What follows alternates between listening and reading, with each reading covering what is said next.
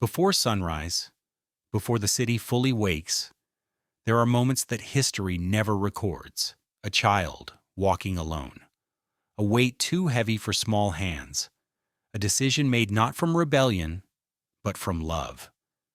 Ask yourself this first, and sit with it for a moment. What kind of world allows a 14-year-old to shoulder responsibilities that break grown adults?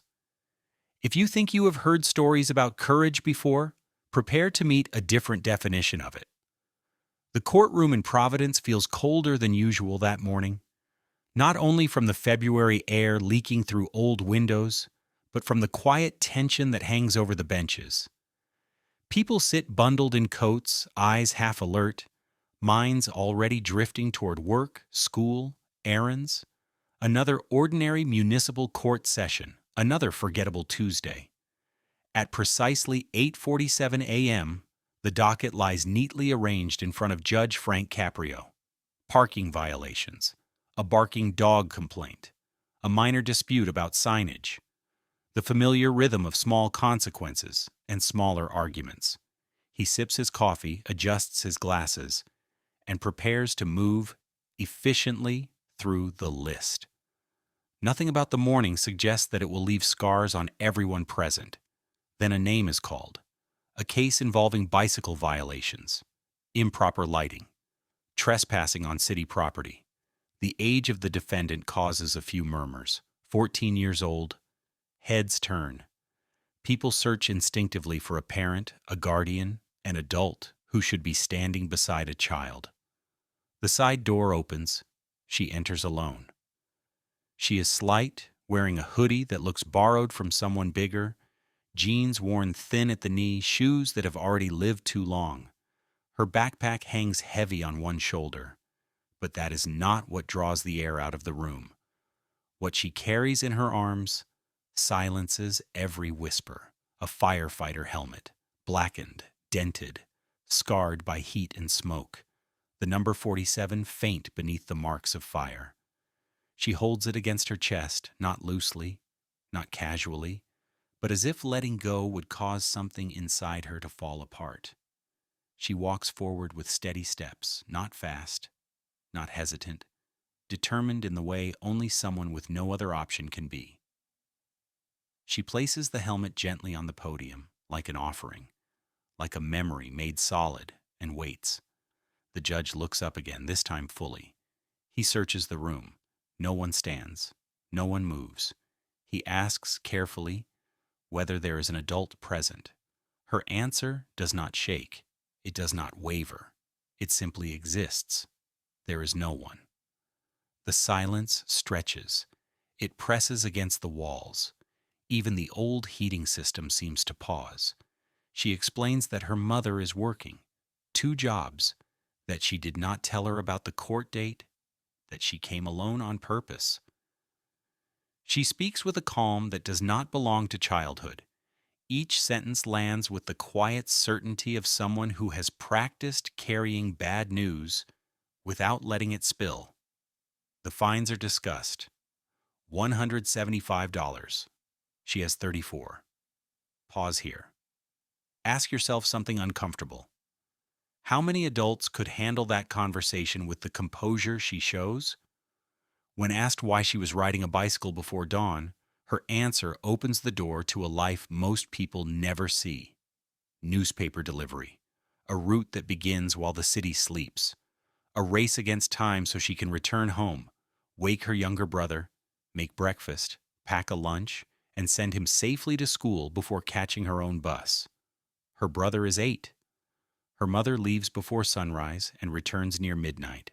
And suddenly, the helmet makes sense. Her father was a firefighter, Captain Miguel Martinez, Engine 47. 8 months earlier, he entered a burning warehouse to save trapped workers. He came out with 2 lives in his arms. He went back for a third. The roof collapsed. The man he carried survived. Her father did not. He was 36. The courtroom does not breathe. She explains how the helmet was given to her after the funeral, how she brings it when she needs courage, how she thought she might need courage today. Listen closely to that sentence. She did not say comfort. She said courage. Questions follow, gently at first, then with growing concern. Benefits, pensions, support. The assumption that families of fallen heroes are protected. Her answers dismantle that illusion piece by piece. Medical debt from before her father died. Credit cards used to survive recovery. A mortgage slipping behind. A truck loan. Numbers that pile up quietly while grief takes center stage. Her mother works harder, longer, loses weight, loses sleep, loses herself a little each day. So the child steps forward. She found work where she could. Cash, off the books, $60 a week. 40 goes to her mother. 20 stays hidden for emergencies. She lies not for gain, but to shield someone she loves from one more worry. If this does not unsettle you, ask yourself why. The judge leaves the bench. He comes down to her level, not to intimidate, to understand. He asks why she kept everything secret. Her voice finally cracks, not from fear of punishment, but from exhaustion. Because her mother is breaking. Because another problem might destroy what little strength remains. Because she believes it is her job to hold the family together now. She speaks of grades next, honors classes, a high grade point average, a promise made to her father, college, a future he believed in. Promises she refuses to break even as childhood slips quietly away. There are tears in the room now, uncontrolled, unhidden, the kind that arrive when truth finally stands exposed. Then comes the law. Her job is illegal. Her hours violate regulations meant to protect minors. The judge explains this clearly, calmly, honestly. He explains the consequences. The job could disappear. The income could vanish. She does not argue. She accepts responsibility. She says she understands. She says she will accept whatever happens. And in that moment, something shifts. Because accountability spoken by a child who never had a choice carries a weight that no statute book can measure. The courtroom is cleared, doors close, the audience is removed. What remains is not a hearing, but a reckoning. The judge makes calls, not symbolic ones, real ones, direct ones. He demands answers. He demands explanations. He demands accountability from systems that failed silently. A missing fund is discovered. $150,000 meant for families of firefighters who die in the line of duty, lost to paperwork, buried by bureaucracy, forgotten while a 14-year-old delivered newspapers in the dark. His voice hardens. Deadlines are set. Threats of public exposure are made. Not out of anger, but out of justice. When the girl hears the number, she trembles. Not with greed, with relief, with disbelief, with the sudden realization that the weight might finally lift.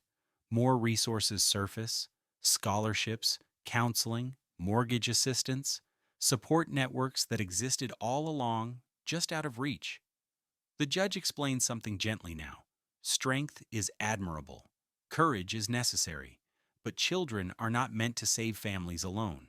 Communities are meant to step in when heroes fall. The helmet remains on the podium, no longer just a symbol of loss, now a reminder of responsibility shared. And before the hearing ends, something unspoken passes between a judge and a child who grew up too fast. An understanding that justice is not always about punishment. Sometimes it is about recognition. Sometimes it is about fixing what should never have broken. If this story stayed with you, do not let it end here. Like this video if you believe children deserve protection, not pressure. Share it with someone who needs to remember what real courage looks like. Subscribe for stories that reveal the humanity hidden inside our systems. And before you leave, ask yourself one final question. If a child can carry this much love, this much responsibility, and this much integrity, what can we do to carry our part better?